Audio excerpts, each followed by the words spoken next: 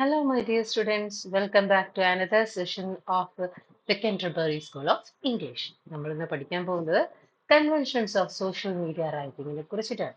English for കമ്മ്യൂണിക്കേഷനിൽ social media നമ്മൾ എങ്ങനെ ഉപയോഗിക്കണം, അതെങ്ങനെയാണ് എഴുതേണ്ടത്, എന്തൊക്കെ ടൂൾസുകൾ ഉപയോഗിച്ച് നമ്മുടെ റൈറ്റിംഗ് ഇംപ്രൂവ് ചെയ്യിപ്പിക്കാൻ സോഷ്യൽ മീഡിയയിൽ, അതുപോലെ തന്നെ എത്രമാത്രം നമ്മൾ ഓരോ മീഡിയസിൽ എഴുതണം, അതിൻ്റെ അകത്ത് നമുക്ക് എങ്ങനെയാണ് ഫോർവേഡ് ചെയ്യാൻ പറ്റുക, ആർക്കൊക്കെ ഷെയർ ചെയ്യാം, ഇതിന്റെ പോസിബിലിറ്റീസ് എന്തൊക്കെയാണ്, സോഷ്യൽ മീഡിയ ഉപയോഗിക്കുന്നതിന്റെ ഹാം സൈഡ്സുകൾ എന്തൊക്കെയാണ്, ഹാക്കിങ്ങിനെ കുറിച്ച്, പ്രൈവസിയെ കുറിച്ച്, സെക്യൂരിറ്റിയെ കുറിച്ച് ഒക്കെ പറയുന്ന ഒരു അടിപൊളി ചാപ്റ്റർ ആണ് കേട്ടോ, conventions of social media writing. അന്നേരം നമുക്ക് ചാപ്റ്ററിലേക്ക് പോവാം. അന്നേരത്തേക്ക് ഇത് വലിയ പ്രശ്നമുള്ള ചാപ്റ്റർ ഒന്നുമല്ല, നിങ്ങൾക്ക് ജസ്റ്റ് 1-2 ടൈംസ് കേട്ട് കഴിഞ്ഞാൽ തന്നെ എഴുതാൻ പറ്റുന്ന ഒരു സിമ്പിൾ ചാപ്റ്റർ ആണ്. എന്നിട്ട് നമുക്ക് ചാപ്റ്റർ ഇപ്പോൾ നോക്കാം. അന്നേരം conventions of social media writing. Social media എന്താണെന്ന് അറിയാമല്ലോ. ഫേസ്ബുക്ക്, ഇൻസ്റ്റാഗ്രാം, ട്വിറ്റർ, യൂട്യൂബ് ഇങ്ങനെയൊക്കെ വരുന്ന നമ്മൾ പരസ്പരം ഇന്ററാക്ട് ചെയ്യിപ്പിക്കാൻ സഹായിക്കുന്ന, ഗ്ലോബൽ കമ്മ്യൂണിക്കേഷനെ സഹായിക്കുന്ന മീഡിയ പ്ലാറ്റ്ഫോമുകളെയാണ് സോഷ്യൽ മീഡിയ പ്ലാറ്റ്ഫോമുകൾ നമ്മൾ പറയുന്നത്. So it includes Facebook, Instagram, Twitter, YouTube, and others, enabling global communication, content sharing, and community creation. So എന്താണ് കമ്മ്യൂണിറ്റി ക്രിയേഷൻ? ഒരേ വൈബുള്ള ആൾക്കാർ, ഒരേ ഇഷ്ടമുള്ള ആൾക്കാർ, അവർക്ക് ഒരു പേജ് തുടങ്ങിയിട്ട് ആ പേജിലേക്ക് അവർ ചെയ്യും. ഫോർ എക്സാമ്പിൾ, കവിത ഇഷ്ടപ്പെടുന്ന ആൾക്കാർ, കഥ ഇഷ്ടപ്പെടുന്ന ആൾക്കാർ, തയ്യൽ ഇഷ്ടപ്പെടുന്ന ആൾക്കാർ, അല്ലേ? Then then the 4.7 billion users all around the world use the social media. That indicates that around 60% of the whole world population use this social media. So that's the importance of social media. And initially, social media is used for connecting with friends, but now it expanded to serve business, marketing, and political needs. ആദ്യ കാലഘട്ടങ്ങളിൽ പരസ്പരം ആൾക്കാർക്ക് സംസാരിക്കാൻ വേണ്ടിയിട്ടാണ് ഇത് ഉപയോഗിച്ചിരുന്നത്. അപ്പൊ അതിന് മാത്രമല്ല, പൊളിറ്റിക്കൽ പ്രൊപ്പഗൻഡ, ഇതിനുള്ള ബിസിനസ് മാർക്കറ്റിംഗ് സ്ട്രാറ്റജീസ്, ഇതിനൊക്കെ വേണ്ടിയിട്ട് ഇത് ഉപയോഗിക്കുന്നുണ്ട്.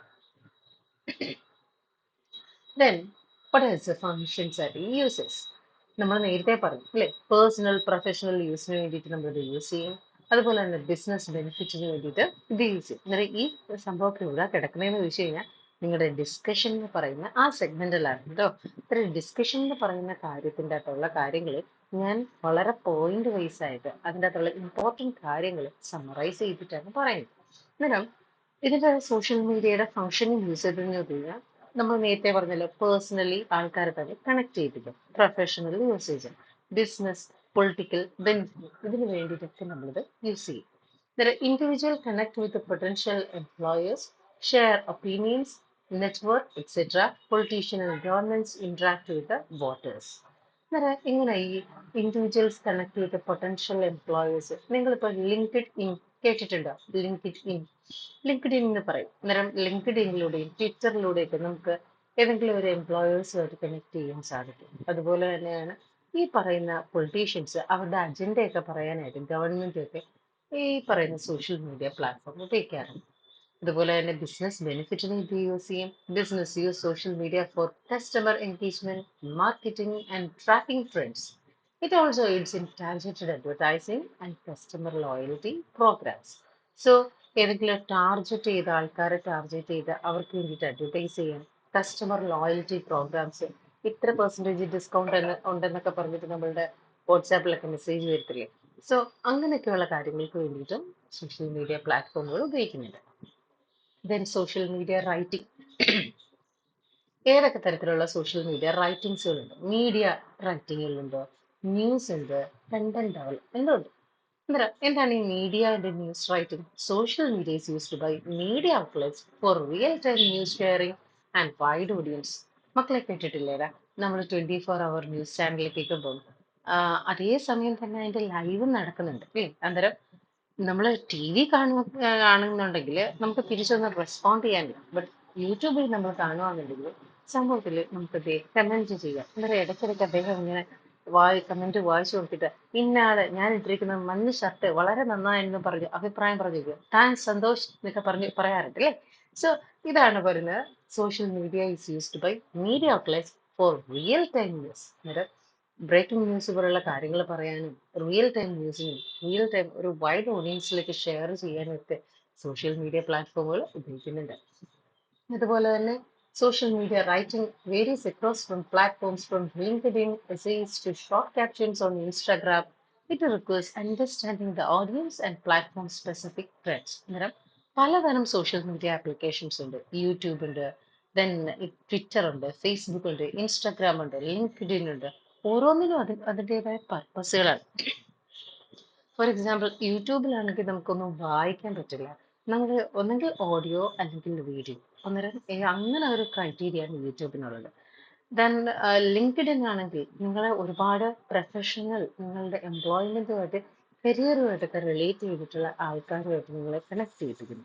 ദെൻ ഇൻസ്റ്റഗ്രാം ആണെന്നുണ്ടെങ്കിൽ ട്രെൻഡിങ് ആയിട്ടുള്ള നിങ്ങൾക്ക് ഏതാണോ വ്യക്തികളെയാണ് ഇഷ്ടം അവരെ ഫോളോ ചെയ്യാൻ സഹായിക്കുന്നുണ്ട്. അതുപോലെ തന്നെ ഫേസ്ബുക്ക് ആണെങ്കിലും ഏകദേശം സിമിലർ പർപ്പസ് തന്നെയാണ് ഉള്ളത്. ട്വിറ്റർ ആകുമ്പോഴും ഈ പറഞ്ഞ പോലെ തന്നെ പൊളിറ്റിക്കൽ അതുപോലെ തന്നെ സോഷ്യൽ ഇഷ്യൂസ് ഇതൊക്കെ ആയിട്ട് റിലേറ്റ് ചെയ്തിട്ടുള്ള കൂടുതൽ കാര്യങ്ങളും പിന്നെ അതുപോലെ തന്നെ കുറച്ചുകൂടി ട്വിറ്ററിൽ എഴുതുന്ന ആൾക്കാരൊക്കെ കാണണം. അങ്ങനെയുള്ള കണ്ടന്റ് ഡെവലപ്മെന്റ് ഇതൊക്കെ ഈ പറയുന്ന ട്വിറ്ററിൽ നടക്കണം. So basically YouTube, Twitter, LinkedIn ഇതിൻ്റെ അതൊക്കെ വരുന്നതെന്ന് വെച്ച് കഴിഞ്ഞാൽ കണ്ടന്റ് ഡെവലപ്മെന്റ് ആണ് നടക്കുന്നത്. പക്ഷെ ഓരോന്നിൻ്റെ അകത്തുള്ള കണ്ടന്റ് ഡെവലപ്മെന്റ് എൻറ്റയർലി ഡിഫറെന്റ് ആണ്. ഓക്കെ, ലിങ്ക്ഡിനകത്ത് നമ്മൾ എഴുതുന്നത് നമ്മുടെ കരിയർ ഡെവലപ്മെന്റുമായിട്ടുള്ള സംഭവങ്ങളാണെങ്കിൽ ഫേസ്ബുക്കിൽ നമ്മൾ എഴുതുന്നത് കൂടുതൽ നമ്മുടെ പേഴ്സണൽ എക്സ്പ്രഷൻസ് ആയിരിക്കും. It requires understanding the audience and platform specific trends. നിങ്ങൾ ഉപയോഗിക്കുന്ന പ്ലാറ്റ്ഫോമിനനുസരിച്ച് നിങ്ങൾ അടുത്തിടപെടുന്ന ഓഡിയൻസിനനുസരിച്ച് ഈ പറയുന്ന എഴുതുന്ന കണ്ടന്റിൽ വ്യത്യാസങ്ങൾ വരുത്തണം. Then key aspects of social media content writing. എന്തൊക്കെയാണ് സോഷ്യൽ മീഡിയ റൈറ്റിംഗിൻ്റെ അകത്ത് നമ്മൾ ശ്രദ്ധിക്കേണ്ട കാര്യം നോക്കാം. അന്നേരം ഈ ഒരു കാര്യം മാത്രമായിട്ട് നമുക്ക് 5 മാർക്കിന് ചോദിക്കാം. What are the key aspects of social media content writing? So first is audience connection, second is branding, third is effective content strategy. So ഇതൊക്കെ നമുക്ക് ടെക്സ്റ്റിൽ കൊടുത്തിട്ടുണ്ട്, പലയിടത്തായിട്ട് കിടക്കുകയാണ്. പലയിടത്തായിട്ട് കിടക്കുന്ന കാര്യങ്ങളെ ഞാനൊന്ന് സോർട്ട് ഔട്ട് ചെയ്ത് വെച്ച് നിങ്ങൾക്ക് പെട്ടെന്ന് മനസ്സിലാകുന്ന രീതിയിലേക്ക് ആക്കിയെടുത്തിരിക്കുകയാണ്. അന്നേരം ഓഡിയൻസ് കണക്ഷൻ എന്ന് വെച്ചാൽ നമ്മൾ ആരോടാണോ സംസാരിക്കുന്നത് അല്ലെങ്കിൽ ആർക്ക് വേണ്ടിയിട്ടാണോ എഴുതുന്നത് അവരെ പറ്റി നമ്മൾ അറിയണം, അവരുടെ സ്വഭാവം അറിയണം, അവരുടെ ആവശ്യങ്ങൾ അറിയണം, ഇല്ലേ? അതാണ് ഓഡിയൻസ് കണക്ഷൻ എന്ന് പറയുന്നത്. Social media writing should engage audience and be tailored to their needs and behaviours. Poor content structuring can lead to disengagement. അന്നേരം നമുക്ക് പറയാൻ പോകുന്ന കാര്യങ്ങൾ ആവശ്യക്കാരിലേക്ക് എത്തണമെങ്കിൽ അയാളുടെ നീഡ്സും അയാളുടെ ബിഹേവിയറും നമ്മൾ അറിഞ്ഞിരിക്കണം. അല്ലെന്നുണ്ടെങ്കിൽ നിങ്ങൾ ചെയ്യുന്ന കണ്ടന്റ് അവരിലേക്ക് എത്തുകയില്ല. Next is branding. എന്താണ് ഈ branding? A brand social media presence is essential for marketing success. Create a well-planned social media writing can impact audience engagement, conversations, and business growth. നമുക്ക് ഒരു ബ്രാൻഡ് കണക്ട് ചെയ്യണം. For example, നിങ്ങൾ സ്ഥിരമായിട്ട് എഴുതുന്നത് പൊളിറ്റിക്കുമായിട്ട് relate ചെയ്തിട്ടുള്ള കാര്യങ്ങളാണെങ്കിൽ അത് വായിക്കാൻ ആ സെഗ്മെന്റിലുള്ള ആൾക്കാർ നിങ്ങൾ കൂടുതൽ ഫോളോ ചെയ്യും. അതല്ല, നിങ്ങളിപ്പോൾ സിനിമ റിവ്യൂസ് ചെയ്യുന്ന ഒരു വ്യക്തിയാണെന്നെങ്കിൽ അന്നേരം അത് ഇഷ്ടമുള്ള ആൾക്കാർ നിങ്ങളെ ഫോളോ ചെയ്തുകൊണ്ടേയിരിക്കും. അതല്ല, ബ്യൂട്ടി പ്രോഡക്ട്സുമായിട്ട് റിലേറ്റ് ചെയ്ത് റിവ്യൂ ചെയ്യുന്ന ഒരു വ്യക്തിയാണെങ്കിൽ അത് ഇഷ്ടമുള്ള ആൾക്കാർ നിങ്ങൾ എന്ത് ചെയ്യും? ഫോളോ ചെയ്തുകൊണ്ടേയിരിക്കും. അവർ തുടർച്ചയായി നിങ്ങളുടെ റൈറ്റിങ്സുകൾ വായിക്കും. അല്ലാതെ മിസ്ലീനിയസ് ആയിട്ട് എഴുതി കഴിഞ്ഞാൽ നിങ്ങൾക്ക് ഒരു ബ്രാൻഡിങ് കിട്ടുകയില്ല. ഓക്കെ, അങ്ങനെ ചെയ്യുന്ന ആൾക്കാരും ഉണ്ട്. ബട്ട് നിങ്ങളുടേതായ ഒരു ബ്രാൻഡിങ് നിങ്ങൾ തന്നെ ഉണ്ടാക്കിയെടുക്കുക. Next is effective content strategy. എന്തൊക്കെയാണ് നമ്മൾ എഴുതേണ്ടത്, എന്തൊക്കെ സ്ട്രാറ്റജീസ് ആണ് നമുക്ക് അഡോപ്റ്റ് ചെയ്യേണ്ടത് നോക്കാം. Successful social media post should answer why. Why are you writing this? How? How does it this benefit the audience? What? What are you offering? അന്നേരം basically 3 questions ആണ് നമുക്കുള്ളത്. Why, what, how. എന്തിനു വേണ്ടിയിട്ടാണ് നിങ്ങൾ എഴുതുന്നത്, ആർക്ക് വേണ്ടിയിട്ടാണ് നിങ്ങൾ ഇത് എഴുതുന്നത്, ഈ എഴുത്തിലൂടെ നിങ്ങൾ എന്താണ് അവർക്ക് പ്രൊവൈഡ് ചെയ്യുന്നത്. ഈ 3 സ്ട്രാറ്റജിക്ക് നിങ്ങൾ ഉത്തരം കൊടുത്താൽ തന്നെ ആ പറയുന്ന നിങ്ങൾ എഴുതുന്ന കണ്ടന്റ് ആൾക്കാർ ശ്രദ്ധിച്ചു തുടങ്ങും. അന്നേരം ആർക്ക് വേണ്ടി, എന്താണ്, ആരോട്, ഇങ്ങനെയുള്ള ക്വസ്റ്റ്യനുകളാണ് നമ്മളിവിടെ ആൻസർ ചെയ്യുന്നത്. സോഷ്യൽ മീഡിയ കണ്ടന്റുകൾ എഴുതുമ്പോൾ നമ്മൾ പാലിക്കേണ്ട ചില മര്യാദകളും ചില ടിപ്പുകളുണ്ട്. സോ ഫസ്റ്റ് എന്താണ്, സ്റ്റാർട്ട് വിത്ത് പേർപ്പസ്. എന്തെങ്കിലും ഒരു ആഹ്, കാര്യം പറഞ്ഞുകൊണ്ട് തന്നെ സ്റ്റാർട്ട് ചെയ്യുക. എന്തെങ്കിലും ഒരു ആവശ്യം വെച്ചിട്ട് തന്നെ സ്റ്റാർട്ട് ചെയ്യുക. Don't start with a listing what you offer. Instead, engage the audience by addressing their needs and connecting emotionally. നമ്മൾ അവർക്ക് എന്തെങ്കിലും പ്രദാനം ചെയ്യുന്നു എന്ന് പറഞ്ഞുകൊണ്ട് തുടങ്ങാതിരിക്കുക. മറിച്ച് അവരുടെ ഇൻട്രസ്റ്റ് ഇതാണ് അല്ലെങ്കിൽ അവരുടെ നീഡ്സ് ഇതാണെന്ന് മനസ്സിലാക്കിക്കൊണ്ട് അവരെ എൻഗേജ് ചെയ്യുന്ന തരത്തിൽ, ഇമോഷണലി കണക്ട് ചെയ്യുന്ന തരത്തിൽ, ഫോർ എക്സാമ്പിൾ അവരിൽ ഒരാളാണെന്നുള്ള ഫീലിംഗ് ഉണ്ടാക്കുന്ന തരത്തിൽ നിങ്ങൾ എഴുതി തുടങ്ങുക. അതാണ് നിങ്ങളുടെ പർപ്പസ് ആയിട്ട് ആദ്യം വരേണ്ടത്. Next, no your audience. ഞാൻ നേരത്തെ പറഞ്ഞില്ലേ, നമ്മൾ പറയാൻ പോകുന്ന കഥ ആരോടാണ്, നമ്മൾ ചെയ്യാൻ പോകുന്ന വീഡിയോ ആർക്ക് വേണ്ടിയിട്ടാണ്, അവരുടെ സ്വഭാവം എങ്ങനെയാണ്, അവരുടെ ബിഹേവിയർ എങ്ങനെയാണ്, അവരുടെ ഏജ് എങ്ങനെയാണ്, ഇതിനൊക്കെ അനുസരിച്ചിട്ട് വേണം നമ്മൾ ഒരു effective story telling method capture ചെയ്യാൻ. ഓക്കെ, അന്നേരം ഇത്രയാണ് സോഷ്യൽ മീഡിയ കണ്ടന്റ് എന്ന് പറയുന്നത്. സോഷ്യൽ മീഡിയകൾ ഏതൊക്കെയാണ്, അവിടെ നമ്മൾ ഉപയോഗിക്കേണ്ട കാര്യങ്ങൾ എന്തൊക്കെയാണ്, അതുപോലെ തന്നെ സോഷ്യൽ മീഡിയ റൈറ്റിംഗിൻ്റെ അകത്ത് നമ്മൾ എന്തൊക്കെ കാര്യങ്ങൾ ശ്രദ്ധിക്കണം, ഇങ്ങനെയൊക്കെയുള്ള കാര്യങ്ങളാണ് ഈ ഡിസ്കഷന്റെ ഫസ്റ്റ് പാർട്ടിൽ പറയും. അത്ര വലിയ ഇമ്പോർട്ടൻ്റ് ആയിട്ടുള്ള കാര്യമൊന്നുമല്ല കേട്ടോ. ഇനി നമുക്ക് പ്രധാനപ്പെട്ട കുറച്ച് കാര്യങ്ങളിലേക്ക് പോകാം. How to write creatively for social media. ഇവിടെയാണ് അലിയ നമുക്ക് പഠിക്കേണ്ടത്. Okay, how to write creatively for social media. അന്നേരം എങ്ങനെയൊക്കെയാണ് നമുക്ക് സോഷ്യൽ മീഡിയയിൽ ക്രിയേറ്റീവായിട്ട് എഴുതാൻ പറ്റും. ചില ആൾക്കാർ ഫേസ്ബുക്കിലും ഇൻസ്റ്റയിലൊക്കെ എഴുതുന്ന കാണുമ്പം അസൂയ തോന്നാറില്ല. എങ്ങനെപ്പാ എഴുതുന്നത്, എനിക്ക് ഇങ്ങനെയൊന്നും എഴുതാൻ പറ്റണില്ലല്ലോ, ഇല്ലേ? അന്നേരം ഇങ്ങനെയാണ് ഇങ്ങനെ എഴുതാൻ പറ്റും. നമുക്കൊന്ന് നോക്കാം. അന്നേരം ക്രിയേറ്റീവ് റൈറ്റിങ്ങിന് 3 തലങ്ങളുണ്ട്, 3 സ്റ്റെപ്പുകളുണ്ട്. അതാണ് ആദ്യം നമുക്ക് പഠിക്കാനുള്ള. നിങ്ങളുടെ ടെക്സ്റ്റിന്റെ അകത്ത് തന്നിട്ടുണ്ട്. Knowledge, consideration, decision. ഇത് 3 ഒന്ന് മാർക്ക് ചെയ്ത് വെച്ചേ. Knowledge, consideration, decision. നോളജ് എന്ന് വെച്ചാൽ എന്താണ്? Solve the audience problems or answer their questions through content like blogs, captions or videos. ഇപ്പം സമൂഹത്തിൽ എന്തെങ്കിലും പ്രശ്നം നടക്കും, ഓക്കെ, അല്ലെങ്കിൽ നമ്മുടെ കമ്മ്യൂണിറ്റിയിൽ എന്തെങ്കിലും പ്രോബ്ലം ഉണ്ടായി, അന്നേരം അതിനെ ആൻസർ ചെയ്തുകൊണ്ട് അല്ലെങ്കിൽ അതിനെ ക്വസ്റ്റ്യൻ ചെയ്തുകൊണ്ട് അതിനെ പ്രോബ്ലംസിനെ അഡ്രസ്സ് ചെയ്തുകൊണ്ട് നമ്മൾ എന്ത് ചെയ്യുക, അവിടെ വീഡിയോസ് ഇടുക, ബ്ലോഗുകൾ ഇടുക, ക്യാപ്ഷൻസ് ഇടുക, വീഡിയോസ് ഇടുക. ഇങ്ങനെയൊക്കെ ചെയ്യുമ്പോൾ ആൾക്കാരെ ശ്രദ്ധിക്കും. Then consideration.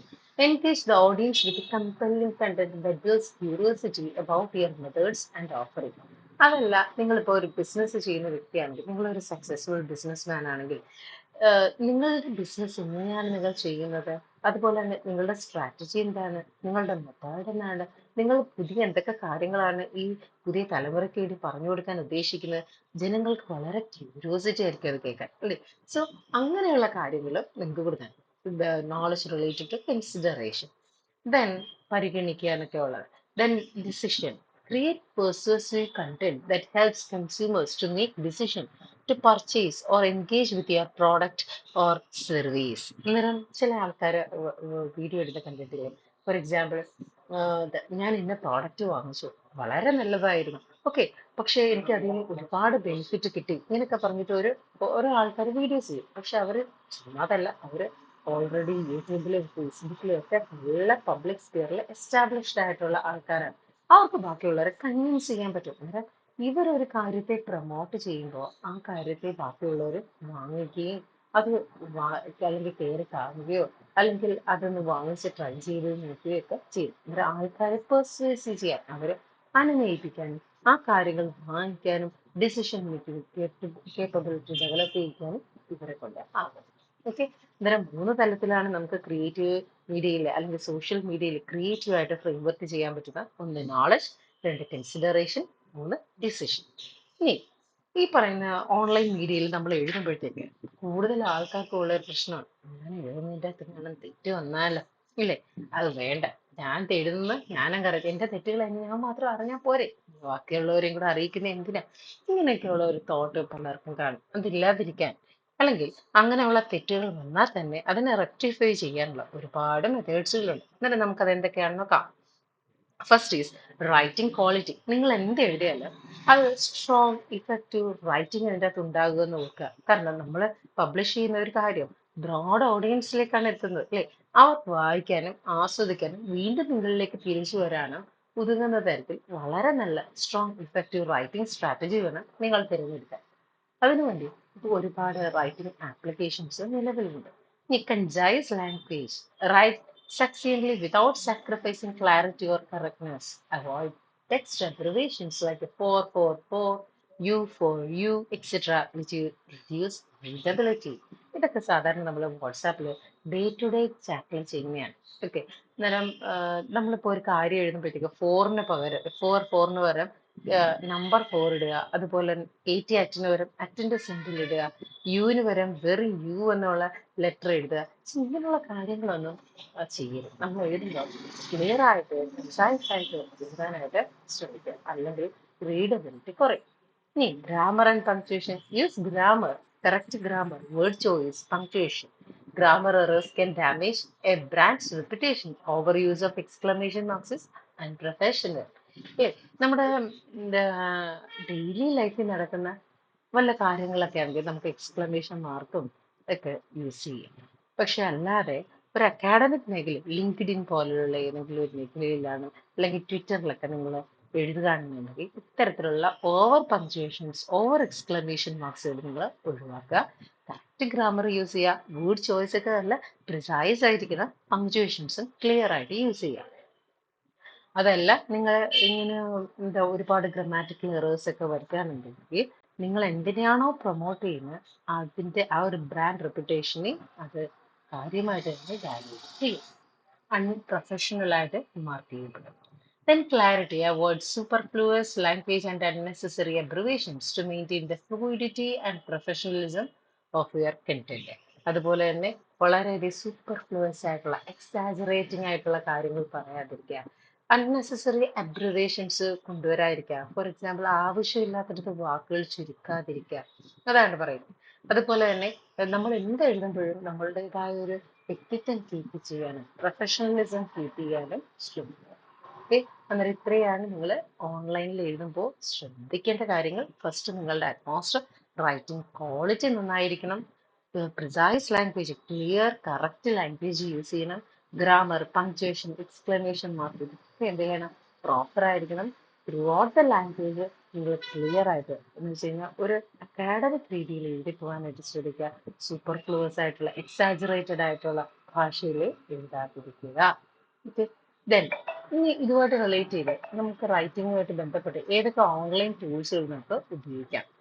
ഓക്കെ, പല ഓൺലൈൻ ടൂൾസുകളുണ്ട്. ഈ ഓൺലൈൻ ടൂൾസ് നമുക്ക് 2 മാർക്ക്, നിങ്ങൾക്ക് ആ ഇനിഷ്യലി വരുന്ന കാര്യങ്ങളിലുള്ള 2 മാർക്ക് 1 മാർക്ക് ക്വസ്റ്റ്യൻ ഇതൊക്കെ ചോദിക്കാം.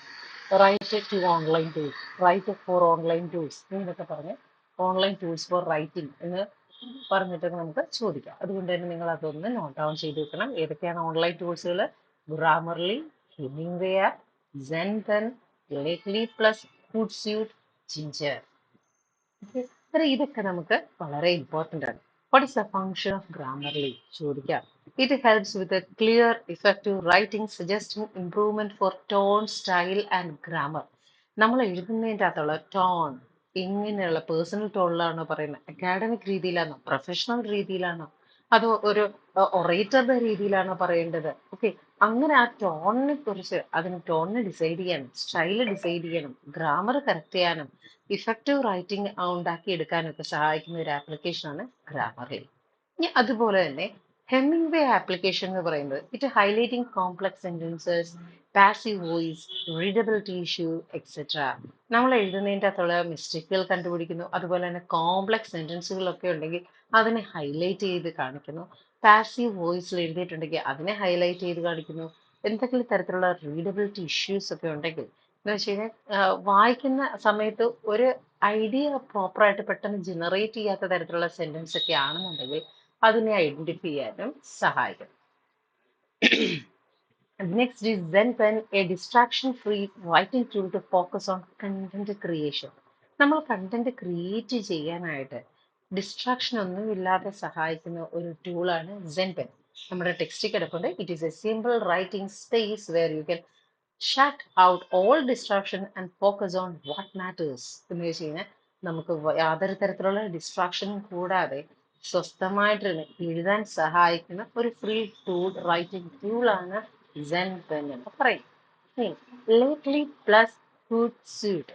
It automatically generates social media captions from existing content, identifying keywords for better audience engagement. So, നമ്മളിപ്പോൾ ഒരു തീം കൊടുക്കുകയാണ് അല്ലെ, ഒരു ഫോട്ടോ ഒക്കെ കൊടുത്തു കഴിഞ്ഞാൽ ഈ സോഷ്യൽ മീഡിയ ക്യാപ്ഷനുകൾ ജനറേറ്റ് ചെയ്ത് ഓട്ടോമാറ്റിക്കലി ജനറേറ്റ് ചെയ്ത് തരാൻ ഹോട്ട്സ്യൂട്ടിന്, ലേറ്റ്ലി പ്ലസ് ഹോട്ട്സ്യൂട്ടിന് സാധിക്കും. ഓക്കെ, നമുക്ക് ഏതെങ്കിലും ഒരു കണ്ടന്റ് വിട്ടു കൊടുത്താൽ അതിനൊരു ക്യാപ്ഷൻ പ്രൊവൈഡ് ചെയ്ത് തരാൻ പറഞ്ഞു കഴിഞ്ഞാൽ അത് തരാം. അതുപോലെ തന്നെ ആ കീവേഡ്സുകൾ ഐഡന്റിഫൈ ചെയ്യാൻ, ഓഡിയൻസിനെ എൻഗേജ് ചെയ്യിപ്പിക്കാൻ, കൂടുതൽ ഓഡിയൻസിനെ ഫോളോ ചെയ്യിപ്പിക്കാൻ വേണ്ടിയിട്ടുള്ള കീവേഡ്സുകൾ ഐഡന്റിഫൈ ചെയ്യാൻ, അതുപോലെ തന്നെ ഓട്ടോമാറ്റിക്കലി കണ്ടന്റുകൾ ജനറേറ്റ് ചെയ്യാൻ, അത് ക്യാപ്ഷൻ ജനറേറ്റ് ചെയ്യാൻ ഇതിനൊക്കെ ലേറ്റ്ലി പ്ലസ് ഹോട്ട്സ്യൂട്ട് സഹായിക്കുന്നുണ്ട്. Next is Ginger. It provides a real-time feedback, grammar checks, and sentence rephrasing suggestions. ജിൻസറിൻ്റെ അത് റിയൽ ടൈം ഫീഡ്ബാക്ക് കിട്ടുന്നുണ്ട്, ഗ്രാമർ ചെക്ക് ചെയ്യാൻ പറ്റുന്നുണ്ട്, സെന്റൻസ് റീഫ്രേസ് ചെയ്യാൻ എന്ന് വെച്ചാൽ പാരാഫ്രൈസ് ചെയ്യാൻ സഹായിക്കുന്നുണ്ട്. ഇങ്ങനെയൊക്കെ ഒരു സെന്റൻസ് ആക്റ്റീവ് വോയിസിൽ നിന്ന് പാസീവ് വോയിസിലേക്കും പാസീവിൽ നിന്ന് ആക്റ്റീവിലേക്കും ഒക്കെ കൺവെർട്ട് ചെയ്യാനും ജിഞ്ചർ എന്ന് പറയുന്ന ആപ്ലിക്കേഷൻ സഹായിക്കും. ഓക്കെ, അന്നേരം നിങ്ങൾ ഇത് ഇത്രയും ബേസിക്കലി ഓർത്തിരിക്കണം. Grammarly, Hemingway, Zenben, Little Clutch, Hootsuite, Ginger. Okay, ഇത്രയും കാര്യങ്ങളിൽ നിന്ന് എന്തായാലും നമുക്ക് ക്വസ്റ്റ്യൻ വരണം വരും. ഈ writing for social media, the long and short of it, FB and blog articles. Okay, so നിങ്ങളുടെ ടൈറ്റിൽ ഹെഡിങ് ഇങ്ങനെയാണ്, long and short of it, Facebook post to blog articles. ശരിക്കും ഇതിൻ്റെ അകത്ത് പറയുന്നത് റൈറ്റിംഗ് ഫോർ സോഷ്യൽ മീഡിയയിൽ നമ്മൾ എങ്ങനെയാണ് എഴുതുന്നത്, എന്തൊക്കെ കാര്യങ്ങളാണ് ശ്രദ്ധിക്കേണ്ടത്, ഇതിനെയൊക്കെ കുറിച്ചിട്ടാണ് പറയുന്നത്. So, social media gained popularity in India in 2008 with over 83 million users today. The rise of broadband and 5G will continue to expand internet access. Okay, ഏകദേശം 2008 83 മില്യൺ ആൾക്കാരാണ് ഇന്ത്യയിൽ ആകമാനം ഈ പറയുന്ന സോഷ്യൽ മീഡിയ ഉപയോഗിച്ചോളെ. പിന്നെ 5Gയുടെ വരവോടുകൂടി പിടിച്ചാൽ കിട്ടാത്ത നിലയിൽ ഇപ്പം സോഷ്യൽ മീഡിയ ഉപയോഗിച്ച ആരെങ്കിലും ഉണ്ടോ എന്ന് തന്നെ അറിയാൻ വയ്യ.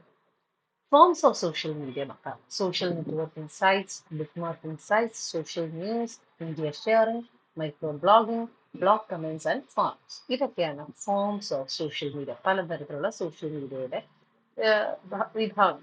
അന്നേരം സോഷ്യൽ നെറ്റ്വർക്കിംഗ് സൈറ്റുകൾ നമുക്കറിയാം, പലതരം സോഷ്യൽ മീഡിയ പ്ലാറ്റ്ഫോമുകളാണ് നമ്മൾ തമ്മിൽ പരസ്പരം കണക്ട് ചെയ്യുക. Facebook, Instagram,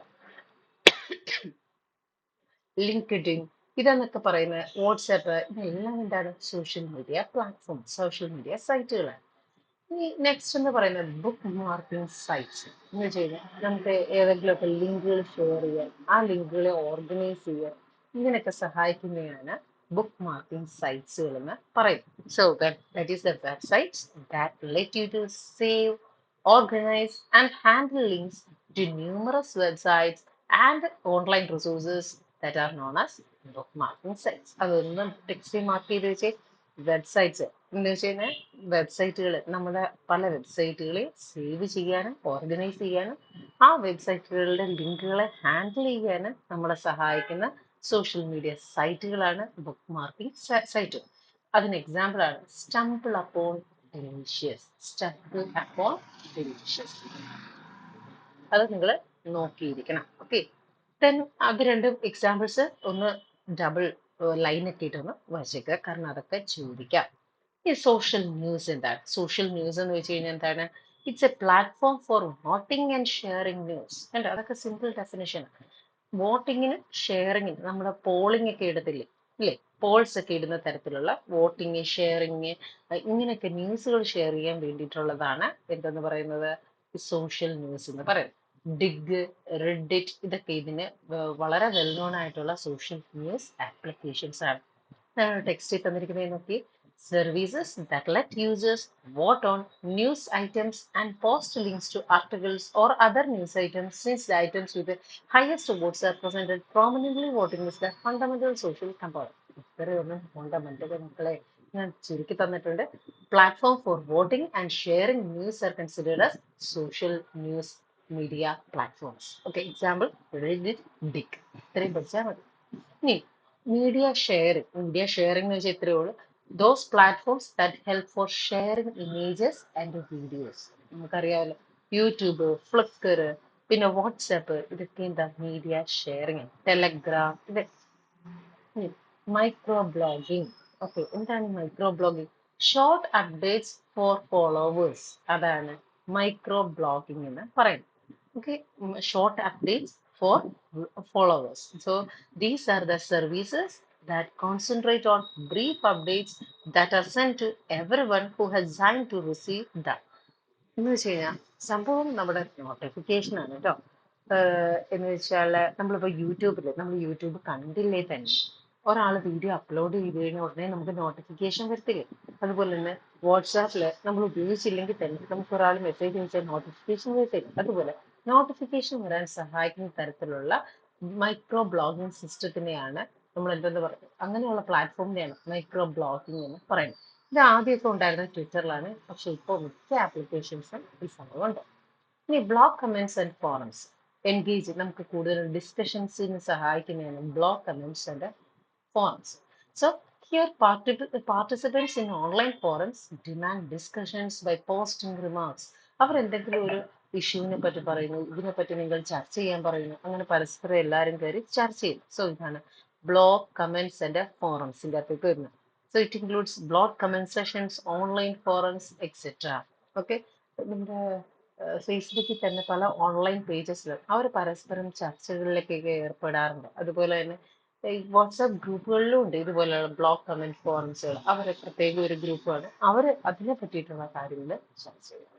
So forms of social networking sites like a Facebook, Instagram, LinkedIn, bookmarking sites like a StumbleUpon, Delicious, social news like a Reddit, Dig, media sharing like YouTube, Flickr, a Telegram, WhatsApp, microblogging like a Twitter, WhatsApp, then blog comments forums like a blog comment section, online forums. Next വരുന്നതാണ് best practices for media content. നമ്മളൊരു media content തയ്യാറാക്കുമ്പോൾ നമ്മൾ എന്തൊക്കെ കാര്യങ്ങളാണ് ശ്രദ്ധിക്കേണ്ടത്? നമ്മൾ എഴുതുന്ന കാര്യങ്ങൾ വളരെ പ്രിസൈസ് ആയിരിക്കണം, കൺസൈസ് ആയിരിക്കണം, at the same time attention ഗ്രാബിങ്ങും ആയിരിക്കണം. അതാണ് ഷോർട്ട് ഇന്റലിജന്റ് റൈറ്റിംഗ്. ചെറിയ രീതിയിൽ വളരെ കാര്യമാത്ര പ്രസക്തമായ കാര്യങ്ങൾ ഉൾപ്പെടുത്തിക്കൊണ്ടുള്ള കുറിപ്പുകൾ കൊണ്ടുവരും. Craft concise and engaging headlines to grab attention. ബാക്കിയുള്ളവരുടെ ശ്രദ്ധ ആകർഷിക്കുന്ന തരത്തിലുള്ള ഹെഡ്ലൈൻസ് കൊടുക്കുക. Rest of the content should be interesting and informative. അതിന് ശേഷമുള്ള കാര്യങ്ങൾ എന്താണ്? ഹെഡ്ലൈൻസ് കണ്ടിട്ടല്ലേ ആൾക്കാർ വായിക്കാൻ വരുന്നത്. ഓക്കെ, ഹെഡ്ലൈൻസ് ഭയങ്കര അറ്റൻഷൻ ഗ്രാബിംഗ് ആണെങ്കിൽ കണ്ടന്റ് ഇൻഫോർമേറ്റീവ്, അതേ സമയം ഇൻട്രസ്റ്റിംഗ് ആക്കാം. ഓക്കെ, അതേസമയം തന്നെ നമ്മൾ വലിച്ചു വാരി എഴുതരുതെന്ന് പറഞ്ഞു. ഫോർ എക്സാമ്പിൾ ട്വിറ്ററിലാണ് എഴുതുന്നതെങ്കിൽ മാക്സിമം ഒരു 280 ക്യാരക്ടർ ലിമിറ്റ്, ഒരു 280 ആ ഒരു അത്രയും വാക്കുകൾ നിങ്ങൾ, അല്ലെങ്കിൽ അത്രയും അക്ഷരങ്ങൾ വരുന്ന രീതിയിൽ, വാക്കുകളല്ല അത്രയും അക്ഷരങ്ങൾ വരുന്ന രീതിയിൽ നിങ്ങൾ എഴുതാനായിട്ട് ശ്രമിക്കുക. ഫേസ്ബുക്കും ഇൻസ്റ്റാഗ്രാമിലും ഒക്കെ ആണെങ്കിൽ ക്യാരക്ടറിന് ലിമിറ്റ് ഇല്ലെങ്കിൽ കൂടി, പക്ഷെ മാക്സിമം നിങ്ങൾ എഴുതുമ്പോൾ 1 സെന്റൻസസ്, അതിനോടൊപ്പം തന്നെ അപ്രോപ്രിയേറ്റ് ഇമോജീസ്, ഇതെല്ലാം ആഡ് ചെയ്ത് എഴുതാനായിട്ട് ശ്രദ്ധിക്കുക. നിങ്ങളുടെ എസ്സേ കണക്കിനൊന്നും എഴുതാനായിട്ട് നിൽക്കരുത്. അത് അറ്റൻഷൻ ഗ്രാബിങ് അല്ല എന്നാണ് അവർ പറയുന്നത്. എൻഗേജ്മെന്റ്. പക്ഷെ എൻ്റെ ഒരു പേഴ്സണൽ അഭിപ്രായത്തിൽ നമ്മൾ വായിക്കുന്ന കാര്യം ഇൻട്രസ്റ്റിംഗ് ആണെന്നുണ്ടെങ്കിൽ കുറച്ച് ലെങ്ത് ആയാലും കുഴപ്പമില്ല, ഞാൻ വായിക്കുന്ന കൂട്ടത്തിലാണ്. നിങ്ങൾക്കോ എങ്ങനെയാണെന്ന് പറയണേ. Engagement. Use strategies like responding to comments, holding contests, and incorporating images or videos to boost interaction. So, നമുക്ക് കമന്റിലൂടെയും കോണ്ടെക്സ്റ്റ് നടത്തി, പോളിംഗ് നടത്തി, ഇമേജസും വീഡിയോസും ഒക്കെ പലതരത്തിയിട്ടും ഇന്ററാക്ഷൻ നടത്തിയൊക്കെ നമുക്ക് ആൾക്കാരുമായിട്ട് ഇന്ററാക്ട് ചെയ്യാൻ സാധിക്കും. പലതരത്തിലുള്ള സ്ട്രാറ്റജീസ് ഉപയോഗിക്കാം.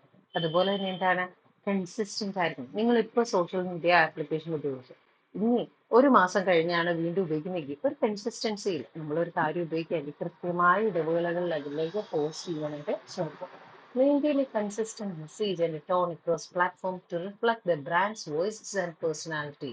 നിങ്ങളുടെ പേഴ്സണാലിറ്റി, നിങ്ങളുടെ വോയിസ് അത് റിഫ്ലക്റ്റ് ചെയ്യുന്ന തരത്തിൽ നിങ്ങൾ കൺസിസ്റ്റന്റ് ആയിട്ട് ആ ഒരു പ്ലാറ്റ്ഫോമിലേക്ക് മെസ്സേജസ് അപ്ലോഡ് ചെയ്യുക. Then അല്ലെങ്കിൽ എഴുതുക. Trends. Incorporate trending elements like memes, gifs, and videos to enhance engagement. കാലത്തിന് അനുസൃതമായ ജിപ്സുകളും മീംസുകളും വരുമ്പോൾ നിങ്ങളുടെ വീഡിയോകളിൽ അതും കൂടെ ഉൾപ്പെടുത്താനായിട്ട് ശ്രമിക്കുക. Avoid plagiarism. create original content to maintain creativity and avoid legal issues. അല്ലേ? സോ മറ്റൊരാളുടെ നമ്മൾ അടിച്ചു മാറ്റി എഴുതാൻ പാടില്ല. നമ്മളുടെ ക്രിയേറ്റിവിറ്റി വേണം നമ്മൾ അവിടേക്ക് ഉപയോഗിക്കാൻ. ലീഗൽ ഇഷ്യൂസിനെയൊക്കെ നമ്മൾ അവോയ്ഡ് ചെയ്യണം. സോ പ്ലേജറിസം ഉണ്ടാകാൻ പാടില്ല. എന്താ ഈ പ്ലേജറിസം? ഒരു വ്യക്തിയുടെ അനുവാദമില്ലാതെ അയാളുടെ കണ്ടന്റ്, അയാൾ എഴുതിയതോ വായിച്ചതോ അല്ലെങ്കിൽ അയാൾ പറഞ്ഞിട്ടോ ആയ കണ്ടന്റിനെ നമ്മൾ നമ്മളുടേതിൽ നിന്നുള്ള രീതിയിൽ ഉപയോഗിക്കുന്നതിനെയാണ് പ്ലേജറിസം എന്ന് പറയുന്നത്. പക്ഷെ അയാളുടെ അനുവാദത്തോടെയാണെങ്കിൽ കുഴപ്പമില്ല. അതുപോലെ തന്നെ നമ്മൾ കണ്ടിട്ടില്ലേ, ചില ആൾക്കാർ കവിതയൊക്കെ അവരുടെ ഫേസ്ബുക്കിൽ പോസ്റ്റ് ചെയ്തിട്ട് കടപ്പാട്, ഓക്കെ, സി രവീന്ദ്രൻ എന്നൊക്കെ പറഞ്ഞ് എഴുതി വെക്കത്തില്ല. സോ എന്ന് വെച്ചാൽ കടപ്പാട് രേഖപ്പെടുത്തുന്ന വെച്ചാൽ ഇത് ആ വ്യക്തി പറഞ്ഞതാണ്, അല്ലെങ്കിൽ ആ വ്യക്തിക്ക് ഇതിൻ്റെ അകത്ത് ഇൻവോൾവ്മെന്റ് ഉണ്ട് എന്ന് കാണിക്കാൻ വേണ്ടിയിട്ടാണ്. അങ്ങനെയൊക്കെ ചെയ്തു കഴിഞ്ഞാൽ ആ ഈ പറയുന്ന ആ ഒരു പ്ലേജറിസം ലെവല് എത്തത്തില്ല. Then use references, cite sources to enhance credibility and audience reach. Okay, നിങ്ങൾ ഏതെങ്കിലും ഒരു കാര്യം അല്ലെങ്കിൽ ഏതെങ്കിലും ഒരു ബുക്കിനെ പറ്റി പറയാൻ, ഏതെങ്കിലും മറ്റൊരു വീഡിയോയെ പറ്റി പറയുകയാണെങ്കിൽ അതിന് കൂടുതൽ ക്രെഡിബിലിറ്റി, വിശ്വാസയോഗ്യത കിട്ടാനായിട്ട് നിങ്ങൾ ആ വീഡിയോയുടെ ലിങ്ക് പ്രൊവൈഡ് ചെയ്യുക. അതുപോലെ തന്നെ ആ പറഞ്ഞ ചാനൽ എന്തെങ്കിലും ഉണ്ടെങ്കിൽ അതിൻ്റെ കാര്യങ്ങൾ നിങ്ങൾ പ്രൊവൈഡ് ചെയ്യുക. ഇങ്ങനെയുള്ള കാര്യങ്ങൾ നമ്മൾ മസ്റ്റായിട്ട് ചെയ്തിരിക്കണം. Edit thoroughly. Ensure the content is grammatically sound, readable, and engaging by viewing and revising. നമ്മൾ എഴുതി കഴിഞ്ഞതിന് ശേഷം എഴുതിയ കാര്യം കറക്റ്റ് ആണോ എന്ന്, ഗ്രാമാറ്റിക്കലി കറക്റ്റ് ആണോ എന്ന് ചെക്ക് ചെയ്യുക, റീഡബിൾ ആണോ എന്ന് ചെക്ക് ചെയ്യുക, അതിനെ എൻഗേജ് ചെയ്യിപ്പിക്കുക, റിവ്യൂ ചെയ്യുക, റിവൈസ് ചെയ്യുക. അങ്ങനെ തറവായിട്ട് എഡിറ്റ് ചെയ്തതിന് ശേഷം മാത്രമേ പോസ്റ്റ് ചെയ്യാവൂ. ഇൻ കേസ് നിങ്ങൾ പോസ്റ്റ് ചെയ്താലും ശരി, അത് എഡിറ്റിംഗ് ഉണ്ടെങ്കിൽ വീണ്ടും വന്ന് എഡിറ്റ് ചെയ്തിട്ട് വീഡിയോ മെസ്സേജ് പോസ്റ്റ് ചെയ്യാനായിട്ട് ശ്രമിക്കണം. അന്നേരം നമ്മൾ ഈ ഇവിടെ പറഞ്ഞ practices of social media content പറഞ്ഞ് ഇടുന്ന കാര്യം ഷോർട്ട് ഇന്റലിജന്റ് റൈറ്റിംഗ് ആയിരിക്കണം. അതിപ്പം വളരെ കുറഞ്ഞ വേർഡിൽ എഴുതാനായിട്ട് ശ്രമിക്കുക. ഓഡിയൻസിനെ എൻഗേജ് ചെയ്യുന്ന തരത്തിൽ അല്ലെങ്കിൽ അവരുടെ അറ്റൻഷൻ സീക്ക് ചെയ്യുന്ന തരത്തിലുള്ള ഹെഡ്ലൈൻസുകൾ ഉപയോഗിക്കുക. അവരോട് ഇന്ററാക്ട് ചെയ്യുന്ന തരത്തിലായിരിക്കും നമ്മൾ എഴുതേണ്ടത്. Throughout our usage we have to maintain consistency. നമ്മൾ സ്ഥിരമായിട്ട് റൈറ്റ് ചെയ്യുന്ന ആള് അല്ലെങ്കിൽ സ്ഥിരമായിട്ട് വീഡിയോ പോസ്റ്റ് ചെയ്യുന്ന ആള്, ഇങ്ങനെയുള്ള രീതിയിലേക്ക് മാറുക. മാറുന്ന കാലത്തിനനുസരിച്ചുള്ള ട്രെൻഡുകളെ ഉൾപ്പെടുത്തി മീൻസ് ജിസും വീഡിയോസും റൈറ്റിങ്സിലേക്ക് അല്ലെങ്കിൽ നമ്മളുടെ വീഡിയോസിലേക്ക് ഇൻകോർപ്പറേറ്റ് ചെയ്യുക. പ്ലേജറിസം ലെവല് ഒട്ടും പാടില്ല. അവനവന്റെ കാര്യങ്ങൾ എഴുതിയാൽ മതി. അവനവന്റെ എഴുതുമെങ്കിൽ ഉറപ്പായിട്ടും അതിൻ്റെ അത് എന്ത് ചെയ്യണം, നമ്മൾ അതിൻ്റെ അത് അവരെ പറ്റി പരാമർശിച്ചിരിക്കണം. അല്ലെങ്കിൽ ഈ പറഞ്ഞ ലീഗൽ ഇഷ്യൂസ് നേരിടേണ്ടി വരും. ദെൻ റെഫറൻസുകൾ വല്ലതും ഉണ്ടെങ്കിൽ റെഫറൻസുകൾ നമ്മൾ ചൂണ്ടിക്കാണിക്കണം. അത് നമ്മുടെ ക്രെഡിബിലിറ്റി വർദ്ധിപ്പിക്കും. അറ്റ് ലാസ്റ്റ് എന്ത് കണ്ടന്റ് എഴുതിയാലും തറവായിട്ട് ചെക്ക് ചെയ്ത് ഗ്രാമാറ്റിക്കലി സൗണ്ട് ആണെന്ന് വെരിഫൈ ചെയ്തതിന് ശേഷം മാത്രമേ അത് പോസ്റ്റ് ചെയ്യാൻ പാടുള്ളൂ. Then forward share social media issues. നമ്മൾ കിട്ടുന്ന മെസ്സേജ് ചുമ്മാ കിടന്ന് ഫോർവേഡ് ചെയ്യും, ഷെയർ ചെയ്യുകയൊക്കെ ചെയ്യുമ്പോൾ അതുപോലെ റിലേറ്റ് ചെയ്ത് പല ഇഷ്യൂസും ഉണ്ടാകാം. അന്നേരം അതിനെ പറ്റിയിട്ടൊക്കെയാണ് നമ്മൾ ഈ ഒരു സെഗ്മെന്റിൽ നോക്കുന്നത്. അന്നേരം നോക്കി, ഫസ്റ്റ് നമ്മൾ എന്തിനു വേണ്ടിയിട്ടാണ് കണ്ടന്റ് ഷെയർ ചെയ്യുന്നത്? നമുക്ക് കിട്ടിയ ഒരു ഇൻഫർമേഷൻ വളരെ വാല്യുബിൾ ആണെങ്കിൽ അത് ബാക്കിയുള്ളവർക്ക് അറിയാം. അതുപോലെ തന്നെ നമ്മുടെ ഇമോഷൻസ് എക്സ്പ്രസ് ചെയ്യുക, നമ്മുടെ റിലേഷൻഷിപ്പ് സ്ട്രെങ്തൻ ആക്കാൻ, അതുപോലെ തന്നെ നമ്മുടെ ഒരു സെൽഫ് ഗ്രാറ്റിഫിക്കേഷൻ, ഒരു സമാധാനത്തിന്, അതുപോലെ തന്നെ എന്തെങ്കിലും ഒരു കാര്യത്തിന് ഒരു ഇഷ്യൂ ഉണ്ടായി ആ ഇഷ്യൂവിനെ സപ്പോർട്ട് ചെയ്തുകൊണ്ട് അല്ലെങ്കിൽ അതിന്റെ കാരണം അന്വേഷിച്ചുകൊണ്ട് ഇതിനൊക്കെ വേണ്ടിയിട്ടാണ് നമ്മൾ എന്ത് ചെയ്യുന്നത്, ഒരു പോസ്റ്റ് കിട്ടിക്കഴിഞ്ഞാൽ അത് ഷെയർ ചെയ്യും.